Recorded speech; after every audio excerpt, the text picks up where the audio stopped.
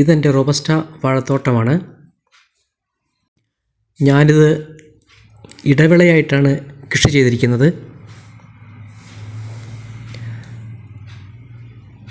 2 വർഷമായ കാപ്പിത്തൈയും കവുങ്ങും തൈയിൻ്റെയും ഇടയിലൂടെയാണ് ഞാൻ ഈ വാഴ നട്ടിരിക്കുന്നത്. കാപ്പിയിൽ നിന്നും കവുങ്ങിൽ നിന്നും നമുക്ക് ആദായം കിട്ടാനായിട്ടില്ല.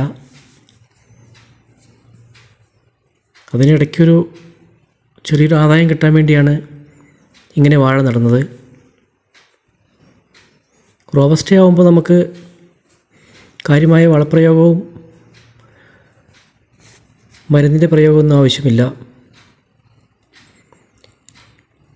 എന്നാലൊരു 10-30-40 കിലോയുള്ള കൊല കിട്ടണമെങ്കിൽ ഒരു 2-3 പ്രാവശ്യം രാസവളവും ജൈവവളവും നമ്മൾ കൊടുക്കേണ്ടതായിട്ടുണ്ട്.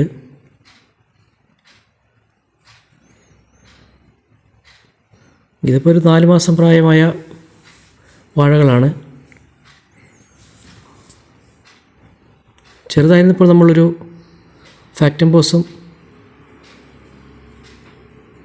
ജൈവവളവും കൂടെ കൊടുത്ത് ഇതിന് ചോട് കിളച്ച് മൂടിയിട്ടുണ്ടായിരുന്നു. പിന്നീട് ഇപ്പോഴാണ് ഇതിന് വളം കൊടുക്കുന്നത്.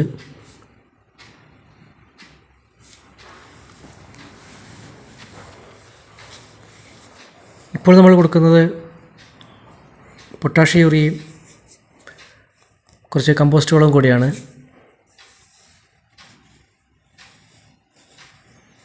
നല്ല വളമുള്ള മണ്ണാണെങ്കിൽ വളമൊന്നും ഇടേണ്ട ആവശ്യമില്ല. വാഴ നല്ല കരുത്തായിട്ട് വളരുകയും വലിയ കൊല നമുക്ക് തരികയും ചെയ്യും.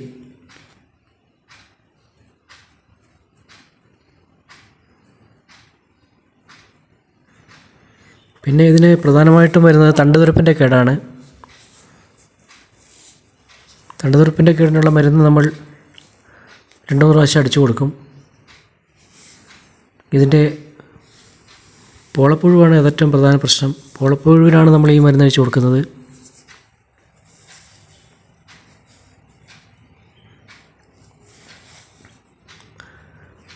ഒന്നാമത് റോബസ്റ്റ വാഴയ്ക്ക് വിപണിയിൽ തീരെ വിലയില്ല.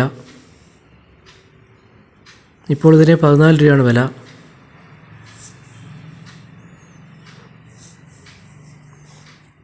ഇനി അങ്ങോട്ട് ജൂലൈ ഒക്കെ ആകുമ്പോഴത്തേക്കും തീരെ വില കുറയും. ഒരു 30-35 കിലോയൊക്കെ നമുക്ക് കിട്ടുകയാണെങ്കിൽ ഈ വിലയ്ക്ക് നമുക്ക് ലാഭകരമായിട്ട് കൃഷി ചെയ്യാവുന്നതാണ്. ഇടവിളയായിട്ട് കൃഷി ചെയ്യുമ്പോൾ നമുക്ക് വലിയ ചിലവ് വരുന്നില്ല. കാപ്പിക്കും കവുങ്ങിനും പ്രത്യേക വളർച്ചയും കിട്ടും. നല്ല കടുത്ത വേനൽക്കാലത്ത് വെയിലിൽ നിന്നും സംരക്ഷണവും കിട്ടും. പ്രധാനമായിട്ടും ഇടവിള നടുന്നത് വേനൽക്കാലത്ത് വെയിലിൽ നിന്നും സംരക്ഷണം കിട്ടുന്നതിന് വേണ്ടിയാണ്.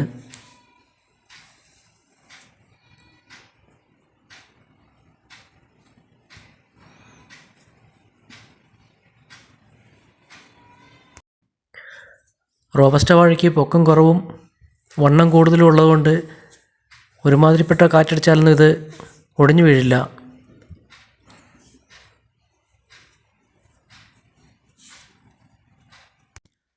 എല്ലാ വാഴയും ഒരേ സമയം വിളവെടുപ്പ് ആയിക്കഴിഞ്ഞാൽ ഇത് വിപണിയിൽ വിറ്റുപോകാൻ വളരെ ബുദ്ധിമുട്ടാണ്. ഒരുപാട് വാഴ ഒന്നിച്ചൊന്നും ഒരു കടക്കാർ എടുക്കാറില്ല. വലിയ കൊലയായതുകൊണ്ട് 2-3-4 വാഴക്കൊലയൊക്കെ ഓരോ കടക്കാർ സാധാരണ എടുക്കാറുള്ളൂ. ഇതിനു മുൻപ് ഞാൻ കൃഷി ചെയ്തപ്പോൾ ഓരോ കടയിലും 2 വാഴക്കൊല വെച്ച് ഓരോ ദിവസവും 10-20 വാഴക്കൊല വിറ്റിട്ടാണ് ഞാൻ എൻ്റെ കൊല തീർത്തത്. അന്ന് വില വെറും 12 രൂപയേ ഉണ്ടായിരുന്നുള്ളൂ. അത് വിറ്റ് കടകളിൽ കൊണ്ട് കൊടുത്ത് വിറ്റ് പൈസ കിട്ടാൻ ഭയങ്കര കഷ്ടപ്പാടുണ്ടായിരുന്നു. അതുകൊണ്ട് ഇപ്രാവശ്യം പല ടൈമിൽ കിട്ടാൻ പാകത്തിന് പല പല ഭാഗങ്ങളായിട്ടാണ് ഞാൻ റോബസ്റ്റ വാഴ കൃഷി ചെയ്തിരിക്കുന്നത്. ഒന്നിച്ചൊരേ സമയത്ത് വിളവെടുപ്പായി കഴിഞ്ഞാൽ വലിയ ബുദ്ധിമുട്ടായി മാറും. ചില സമയത്തിന് 24-25 രൂപ കിട്ടാറുണ്ട്. അങ്ങനെ കിട്ടുമ്പോൾ നമുക്ക് വളരെ പെട്ടെന്ന് വലിയൊരു പൈസ ഇതിൽ നിന്നും കിട്ടും. പൊതുവിൽ വിപണിയിൽ ഇതിന് വിപണി മൂല്യം കുറവാണെങ്കിലും വലിയ കൊലയായതുകൊണ്ട് നമുക്ക് ലാഭം കിട്ടും.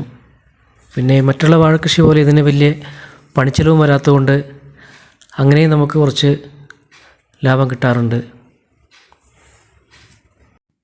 പൊതുവിൽ നോക്കുകയാണെങ്കിൽ റോബസ്റ്റ കൃഷി ലാഭകരമാണ്. ഏത്തവാഴയുടെയൊക്കെ കാൽഭാഗം പണിച്ചെലവേ നമുക്ക് റോബസ്റ്റയിൽ വരാറുള്ളൂ. റോബസ്റ്റ വലുതായി ഇതിൻ്റെ വലിയ ഇലകളൊക്കെ അങ്ങോട്ട് നിറഞ്ഞു കഴിഞ്ഞാൽ പിന്നെ കാടും ഒന്നും ഇതിൻ്റെ ചുവട്ടിൽ മുളയ്ക്കാറില്ല. ഇതിൻ്റെ ചുവടൊക്കെ നല്ല ക്ലീനായി കിടക്കും. അതുകൊണ്ട് പണിച്ചെലവ് നമുക്ക് ലാഭം കിട്ടും.